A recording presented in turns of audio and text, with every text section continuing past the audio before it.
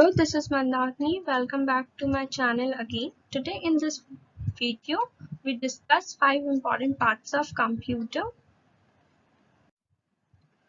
As I already told you in my previous video that there are 5 main parts of computer. So we will discuss and understand briefly here what is input device, what is output unit, memory unit, arithmetic and logical unit, and control unit also.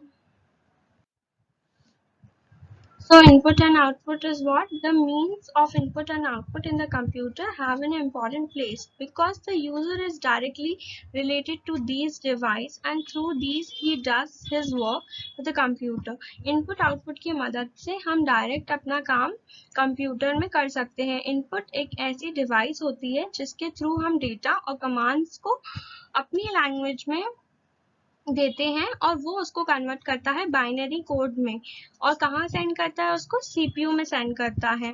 For example input devices कैसे हो सकती है? Mouse हो सकती है, keyboard हो सकती है, joysticks and etcetera.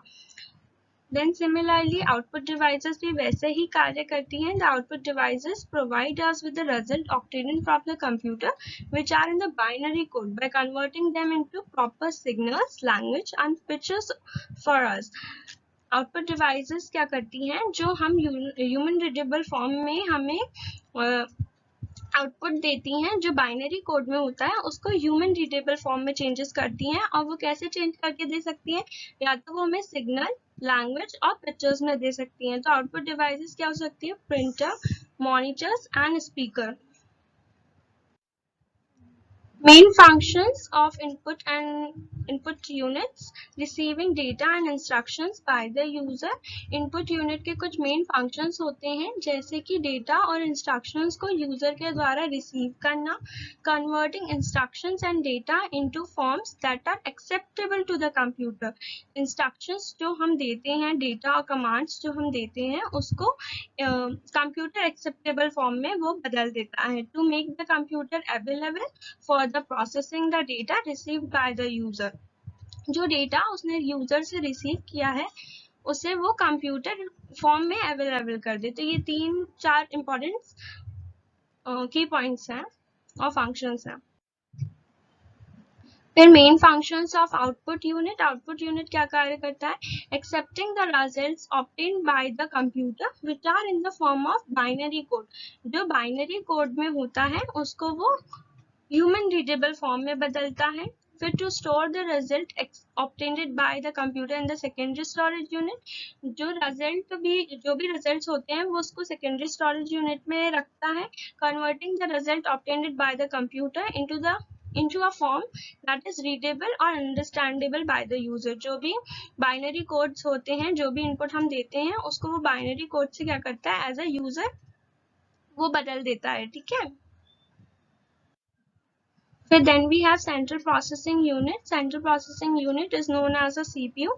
The CPU unit is an actual computer. CPU को हम actual computer मानते हैं because it's known as a brain and a heart of a computer. All the work done in the computer is done by the CPU itself. जितना भी कार्य computer में होता है वो CPU के द्वारा ही होता है. Input and output device only serve to connect our connection to the computer. Input और आउटपुट डिवाइसेस जो होती हैं वो हमें कंप्यूटर से कनेक्ट करवाती हैं. वो सिर्फ कनेक्शन कराने के लिए होती है. इनपुट से हम कमांड्स और इंस्ट्रक्शंस को देते हैं तो आउटपुट यूनिट है वो हमें ह्यूमन रीडेबल फॉर्म में देता है. तो जो एक्चुअल कंप्यूटर होता है वो सीपीयू को ही माना जाता है. The CPU of a PC. किसी भी कंप्यूटर का सीपीयू में माइक्रो प्रोसेसर लगे होते हैं. Other large computer have more than one microprocessor. एक माइक्रोप्रोसेसर से भी ज्यादा अदर माइक्रोप्रोसेसर हो सकते हैं बाकी लार्ज कंप्यूटर्स में.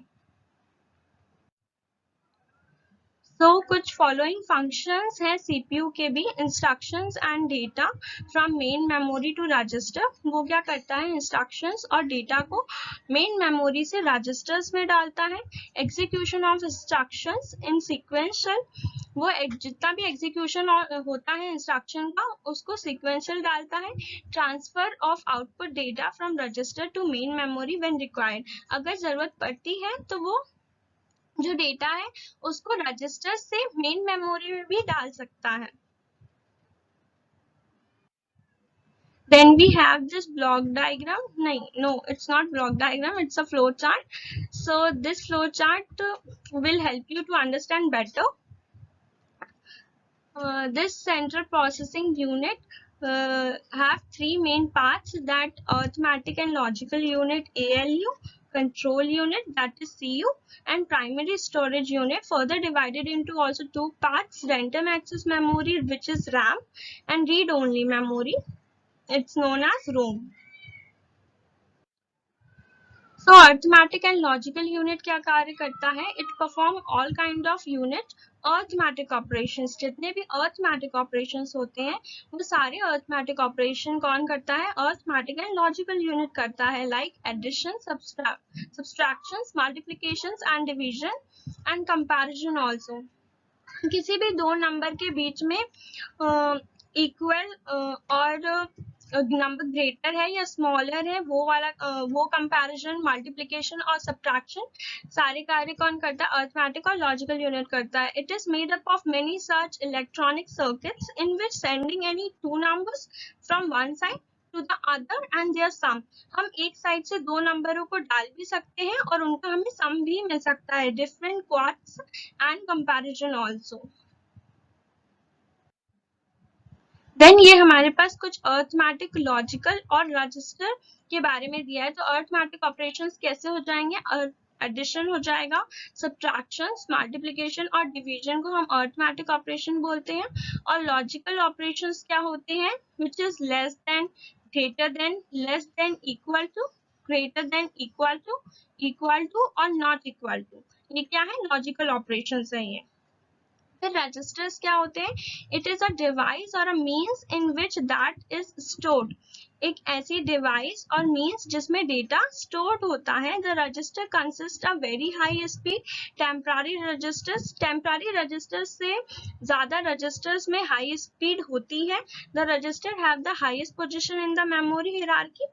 मेमोरी हिरार्की में रजिस्टर्स को बहुत ज्यादा हाईएस्ट पोजीशन मिली गई है. The CPU the fastest way to access the data. Data में सीपीयू को सबसे ज्यादा फास्टेस्ट वे में जो एक्सेस करता है वो रजिस्टर ही होता है. Register are the widely used to provide the fastest execution speed. तो रजिस्टर के पास सबसे ज्यादा फास्टेस्ट एग्जीक्यूशन स्पीड होती है. Then we have control unit which is known as a CU. The work of this part is very important. Control unit का जो कार्य है वो बहुत महत्वपूर्ण होता है. It's monitor the work. जितना भी कंप्यूटर का कार्य होता है, जितने भी कंप्यूटर में पार्ट्स होते हैं, वो सभी वर्क को मैनेज करता है. एप्रोप्रिएट कमांड्स और कोऑर्डिनेट, एक दूसरे के बीच में कोऑर्डिनेट करवाता है. It's most important and first function is that we analyse program we want और फॉलो और read it from memory respectively. जितने भी कमांड्स और प्रोग्राम्स हम देते हैं वो उसको पहले रीड कराता है, फिर एग्जीक्यूशन कराता है, and follow it. It issues appropriate instructions to all other parts of the computer to ensure that a command is obeyed. तो कंट्रोल यूनिट क्या करता है? पूरे सिस्टम यूनिट को कंट्रोल में रखता है. पहले वो कमांड्स को रीड करता है और देन उसका एग्जीक्यूशन कराता है. Primary storage unit. A primary storage unit, also known as the brain of the computer. Primary storage unit को हम कंप्यूटर का ब्रेन भी कह सकते हैं. is a part of central processing unit. ये भी central processing unit का ही हिस्सा है. that store the data and set of instructions temporarily while the processing job is done by the system. जब सिस्टम के द्वारा प्रोसेस होती है तब वो क्या करता है? इंस्ट्रक्शंस को टेम्पररी सेट करता है, डेटा को स्टोर करके रखता है. और commonly referred as a memory of a computer. Computer की मेमोरी को हम प्राइमरी स्टोरेज कहते हैं, जिसके दो पार्ट होते हैं, रैम और रोम. रैम मतलब क्या होता है? Random access memory. It's also called a volatile memory and the data is stored and removed during the operation cycle.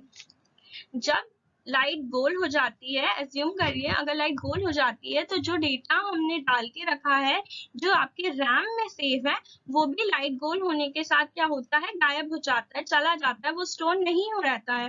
तो इसलिए हम उसको वॉलेटाइल मेमोरी बोलते हैं, क्योंकि इट्स नॉट परमानेंट, वो थोड़े समय तक के लिए ही सेव रहता है।